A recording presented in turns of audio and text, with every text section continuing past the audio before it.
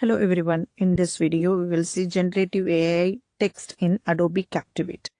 For that we have to select the text and go to the generative AI and go to the generative text. Adobe Captivate have 7 inbuilt prompt that is very easy for us to change the sentence as per our requirement. For this tutorial I am taking the rephrase text. So automatically when I click the rephrase click that will available here, quickly rephrase any sentence to improve clarity, tone or flow. Just select the text and let's AI do the rest.